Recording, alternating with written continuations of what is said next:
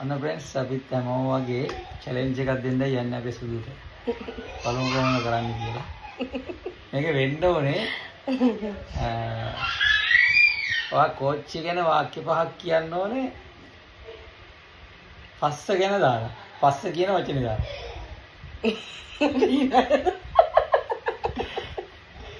පස්ස කියන වචනේ දාලා කෝච්චි ගැන වාක්‍ය පහක් කියන්න ඕනේ. ඒ කියන්නේ කෝච්චිය කියන්නේ නැතුව කෝච්චිය වලට පස්ස කියලා දාලා. පස්ස කියලා දාලා. වාක්‍ය පහක්. වාක්‍ය පහක්. කියන්නේ. කියන්නේ.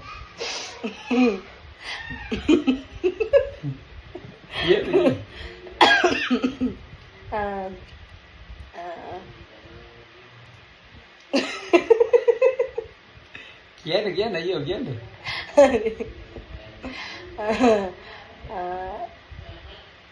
ඇත්තටම කියනවා නම් පස්ස ගමන් කරන්නේ මේ පීඩිතෙකුට. එකයි. පස්සේ එකපාර මිනිස්සු විශාල සංඛ්‍යාවකට තවන්න කියන්න පුළුවන්. ඒකයි හොඳ වෙන්නේ.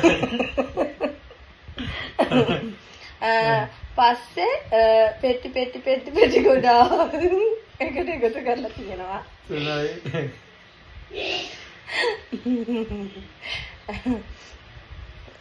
සමහර වෙලාවට අපි පාරේ යද්දී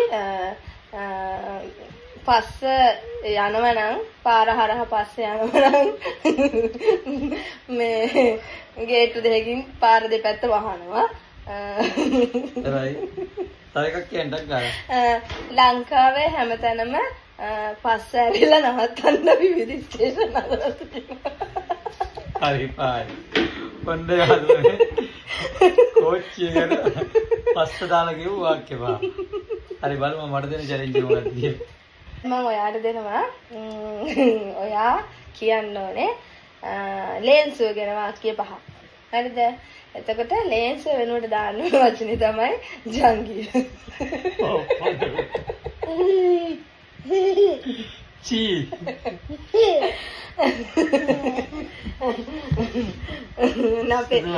අපේ සුදු මහත්තයත් ආවා.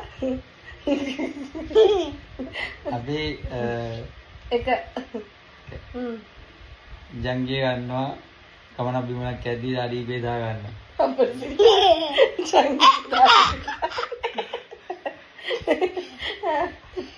Hai, අපිට එම්බිරිසෙන් චාම ජංගිය පාවිච්චි කරනවා. පොඩි බේදා. Hai,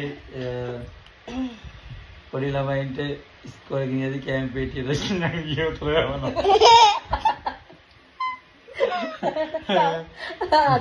හතරවෙනි එක. ජංගිය පාටින් ලස්සන බෝඩර් අල්ලපුවා.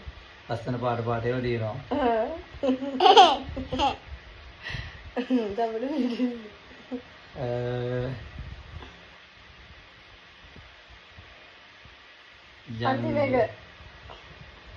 ජංගිය ලොකු ඒවා කුඩා ඒවා සයිස් වලට තියෙනවා.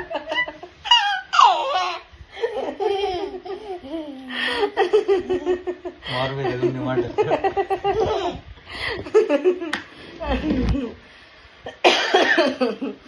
හරි අපි එහෙනම් තවත් වීඩියෝ එකකින් හම්බෙමු. බයි ගන් පුතේ. බයි.